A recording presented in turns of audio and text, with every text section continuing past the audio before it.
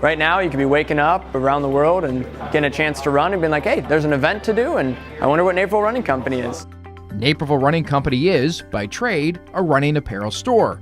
But it's also a hub, a running mecca, if you will. It's also the site of a new and innovative way to bring runners together, Zwift. We're the bridge between going outside or not working out at all. So if you're time constrained, a lot of runners try and do 2 to 3 runs a week. Maybe you can't make that third one. Rather than skipping it, go ahead and jump on a treadmill either at home or at the gym. Jacob Frazier is the brand manager at Zwift, a Southern California-based company that, as Frazier puts it, is a massive multiplayer online training platform, which sounds a lot like a multiplayer game. And for Naperville Running Co. employee and former North Central College runner, Dan O'Keefe, that's exactly how he sees it. What Zwift is, it's an online virtual video game, but it's really cool because the controller is you. So once the pod's in, it records you running as you're running. It does your speed at your speed, and so where you're going to utilize it is when you have those winter days, you're running on the treadmill and you want to have something to distract you besides another season of The Office or another Godfather movie. You can actually watch your virtual self run it. The pod is the newest addition for the 4.5-year-old Zwift, its first foray into hardware, a $30 device that is laced onto a shoe to track a runner's pace.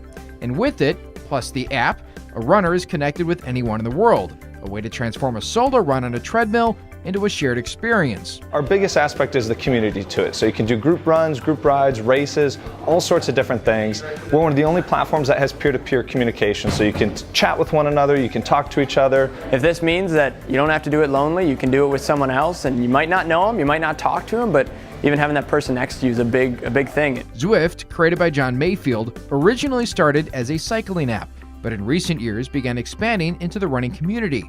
And creating smaller cells as part of the worldwide network is pivotal in connecting runners. We do have a global community, but at the same time, we're really well built into the local market as well. What we saw in cycling 3.5 years ago is that within like the first year, I think the number something like 73 Facebook communities started in local marketplaces in Germany and Poland. In these places, we had no official presence as a company. But the company does have a fairly large presence in a lot of individual lives. A couple years ago, we had a marriage proposal on the platform. We've seen best friends from around the world come together for the first time in real life. There's some really inspiring stories out there about people who were using our platform to not only get more active and more fit, but starting to meet other people who had similar goals. The goal for O'Keefe on this night?